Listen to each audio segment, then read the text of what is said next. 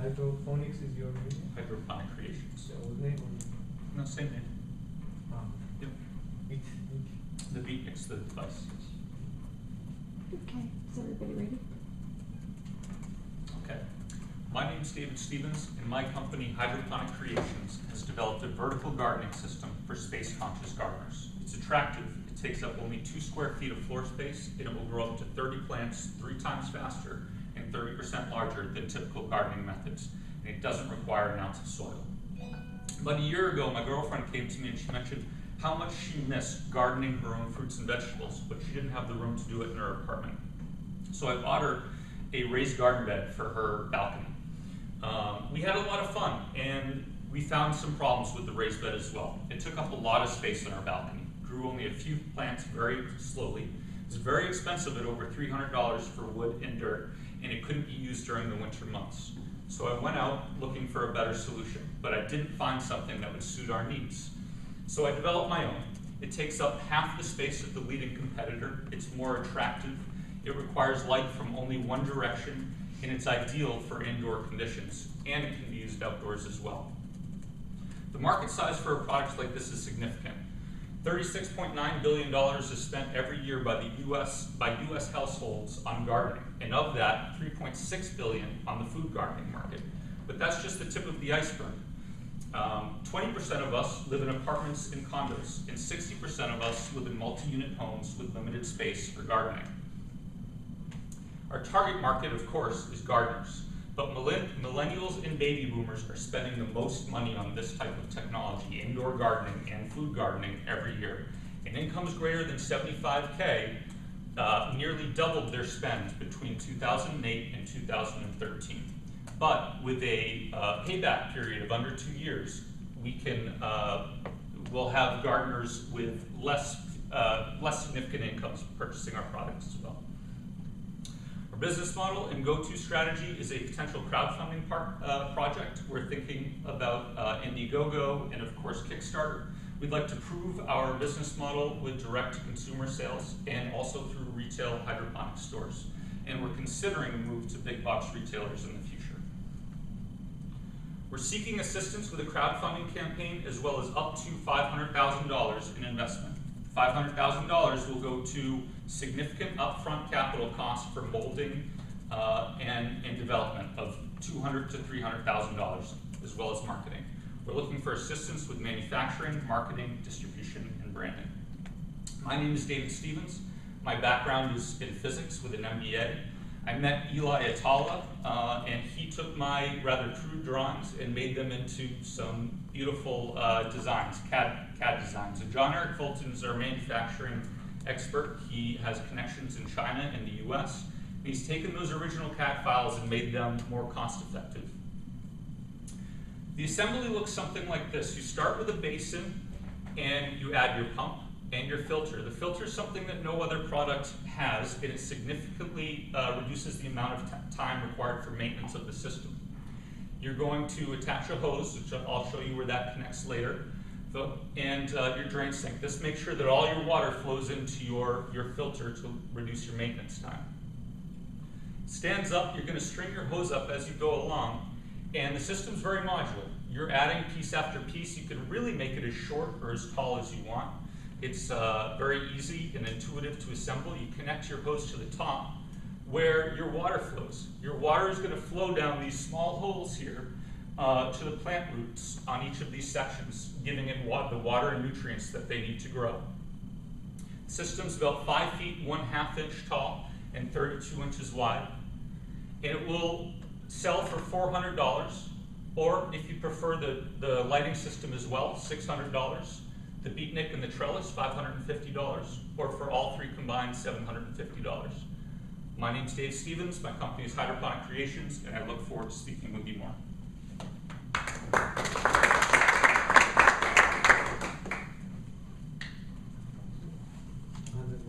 This time, Mark starts. I didn't hear you. Oh, go ahead, Amanda.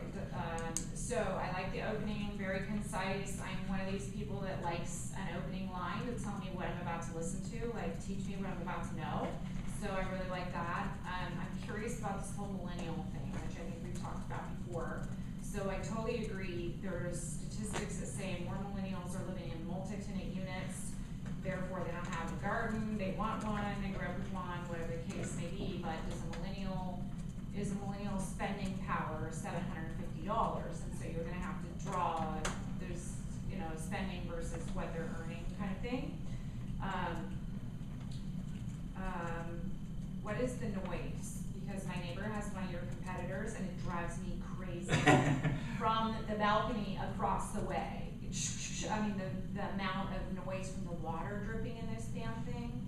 It does sound like a fountain, like a water Okay. fountain, yeah. Okay, so the person has to be okay with that if this is inside their home. Yes. Alright. Everybody I've spoken to says they like it and they find it relaxing. I understand why you don't want it coming from your neighbor's home necessarily, though. Just think there's a leaky faucet or something somewhere I can fix. That's all I got, other than, we can have a sidebar conversation about this idea that you've got a lot of, sort of asks, Yep. supply chain and manufacturing and all of that. So Yep. just interested to know where you stand on that. Great. Thank you. Hey David, how you doing?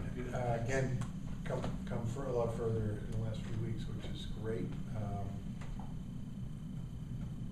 We met separately, so I know a little more than I should, I guess, but I'm still, like Amanda, trying to balance the millennials are spending money with $400 to $750, and maybe there's some emotional anecdote or something that comes in here to talk about how millennials see this differently, because I think Amanda picked up on the same thing I did, and I think we talked about it before, which is, it just seems like $750 is a lot of money for someone getting started in a career in an apartment somewhere. But maybe there's a big story or some story that you can interweave into this to try and draw the audience more emotionally attached to it. I think it's a really cool product, and you obviously explained to me what's different about it from other products and so on. But I think a little more emotional attachment to the product is what you could benefit from. Maybe there's a millennial play on how much you're spending on organic foods in crazy places like Whole Foods and all this stuff, right? They're growing up with this idea that food is medicine and blah, blah, blah. It's a very emotional attachment to say they should eat raw and organic and clean and pesticide-free, etc. Thank you. Yeah. Yeah, I think that is the biggest thing that sticks in your head is just that cost. Yeah. So I do think you have to figure out how to deal with that, because that's, you're gonna get stuck on that. Maybe there is some subgroup here. One thing you mentioned, and you talked about a little bit, but is the people that have non-consumption due to their living situation, apartment or whatever, and Yep. that also limits their funds, but maybe there's some subgroup that really the funds aren't limited, but they live downtown San Francisco or downtown San Diego, or they have plenty of money, but they're still space limited. So maybe there's some subgroup that you can hit to start with.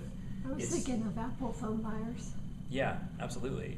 Because that's normal with a device like this, to sell the first 1,000 or 5,000 or whatever, if you can find some real niche group that has plenty of money. But I think I'd like to see you figure out who that group is and show some evidence for it, especially before you do like a Kickstarter or something, because you want to really target them. But presentation is great. One thing I did find when you were doing your diagram of the device, it made it seem overly complicated, I think. Okay. There's probably a better way to do that. Fair enough. To make it seem and quiet. And then I didn't think about the sound thing, but if that's an issue, you want to bring that up and just hit it head on and say people like it as a fountain also. Or I don't know. I don't know. That's something you got to deal with. You don't want somebody to buy it and then be unhappy because it's loud, right? Yeah. That's going to cause problems. So as you know, manufacturing is one of my expertise, and I tell you that we can build these things with $100 for BOM cost. So I don't know whether the pricing you are getting, but when you get the mass production tooling, it shouldn't cost more than $100, and therefore $750 is too much. I think you should be able to sell it for $350, and $350 will be a street area to go to. And if you assign some good light guides and get something creative out of it so that it can come by turning on the LEDs on the side, and with some plastic you direct the light guide, it actually can be a decorative thing, and then you can apply some music to that and all of the things that with your app can change it. Put all of these things into my patent idea. All of these values.